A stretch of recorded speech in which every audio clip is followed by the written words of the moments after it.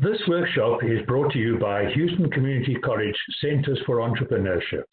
I am David Regenboom, the entrepreneur in residence at the Northwest College of HCC. A pitch is a request or act that attempts to persuade someone to buy or do something.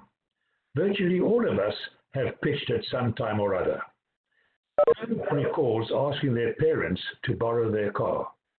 Prior to doing so, you probably thought about which parent to ask, how to structure the ask, when and for how long and for what purpose you need the car. This is preparation. We will be presenting the elements of a business pitch presentation, which fundamentally is very similar. Pitch preparation. Are you credible?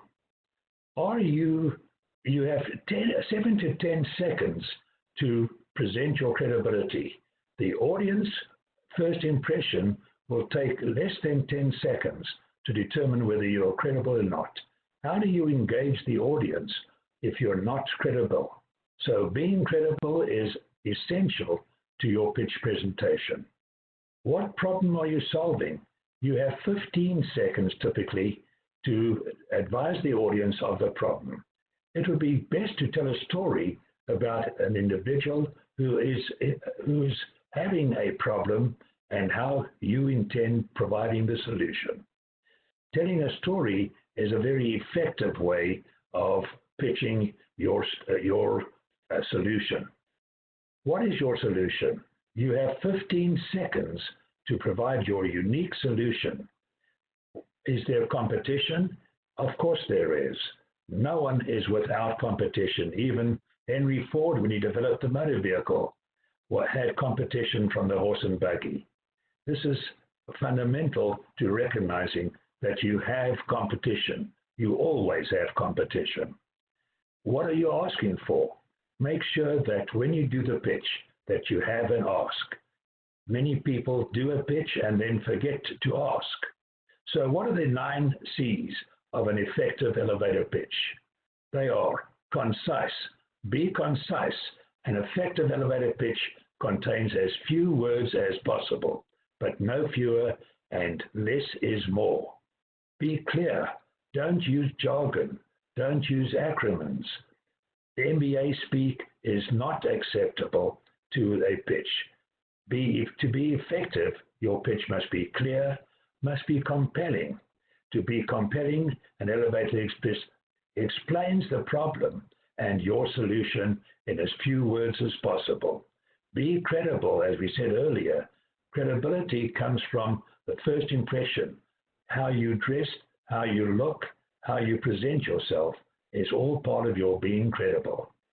Conceptually, present yourself as an effective elevator pitch at a fairly high level, and don't go into unnecessary detail. Do a 30,000 view of the problem and your pitch.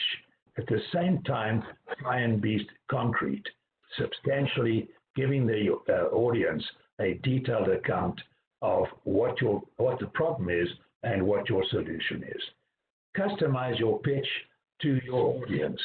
If you're pitching to a customer or to a potential partner or to a lender, each pitch will be different.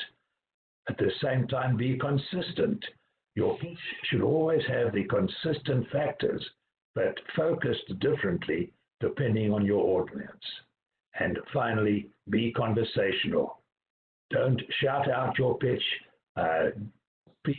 Present it as a conversation, doing a very short introduction, and let the audience get interested and ask the necessary questions.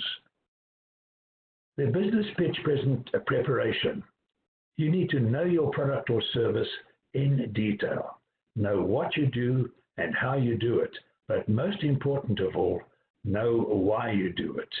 After identifying the need, the benefit, and the results of your solution, be passionate about its value to your customers.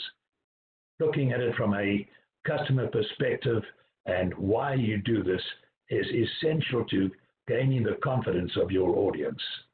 Know your competitors. Who are your competitors? And as I previously said, you do have competitors. It's simply a case of determining who they are and then how to deal with them. And then finally, build a story. A story is essential to the pitch presentation. What is your pitch? What are your startup costs? If you're pitching to an investor or a partner, they will want to know what the startup costs are, what the working capital is, and what your revenue projections or cost benefit is. In doing so, list your assumptions. Give them details of your assumptions. It is important that they have a comfort level that your assumptions and that your estimates of cost, working capital, revenue projections, and the cost benefit to them are clearly defined. Your 1-minute pitch needs to include a statement of who you are. In other words, are you qualified to present the solution and give the information? What is your background, and what is the background relating to the product or service that you're offering? Make a connection. What are you trying to accomplish? How you are going to help an individual solve their problem. And then make an ask. As I've said earlier, make sure that you ask what you need from the conversation, whether it is a lender, a potential partner, or a customer. Make an ask, and then finally close out. Closing out is an important feature. Don't drag your pitch on indefinitely. Be effective and efficient in presenting your case for them to provide it to you. Megan Eddings, the founder and CEO of Excel Lifestyle, won the Liftoff Houston pitch in 2017. She gave 7 aspects of what makes a good pitch: confident body language and voice, posture, smile, movement, eye contact, hand movement. All of these affect your pitch and how effective it is. Show that there is a market and why you are the best solution. It is imperative that you show that there is a market and that you have the solution. Build your credibility as the founder and the credibility of your team. How are you going to produce the service or product? How are they going to figure in the solution, and how you can create the solution and be effective? Be realistic with your projections. Look at your projections, see where the break-even point is. Initially, your expense will exceed your revenue, but at some stage there's a break-even point. Is that a realistic point, and how soon is that going to take place? Videotape your pitch many, many, many times. Speak to your friends, speak to your neighbors, speak to your associates, and give them the pitch. Ask them for information as to how your pitch was, feedback, and make sure that you listen to them from that point of view. Simple and concise slides. Don't have too much on your slides. Your slides should be no more than 10 to 12 slides, and the font should be no less than 30. To have less than that, you'll find your audience reading the slides as opposed to listening to you. And then first impressions will always be you, not your pitch.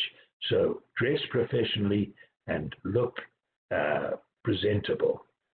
Simon Sinek talks about a pitch presentation in 3 aspects. What we do, virtually everyone knows what we do. How we do it, most people will know that. Why we do it is the key to your success. Sinek says, people don't buy what you do, people buy why you do it. When crafting the pitch, think about how your product is different from the competitors, and even more importantly, how you and your company are different from others. Why are you in the business? People can get multiple products or services from anywhere, but how do you differentiate yourself? So the why is essential in getting your pitch accepted. As I said earlier, practice, practice, practice. If you look at any successful individual, whether it be a sportsman, a football player, soccer player, basketball player, whether it be a musician, no matter who you are, you have got to practice to make your pitch successful. Practice will make perfect, and it's a great way of making sure. One way of looking at your pitch or developing your pitch is by brainstorming. Use post-it notes and write out every single facet of your product, your service, of the problem, of the solution on separate post-it notes.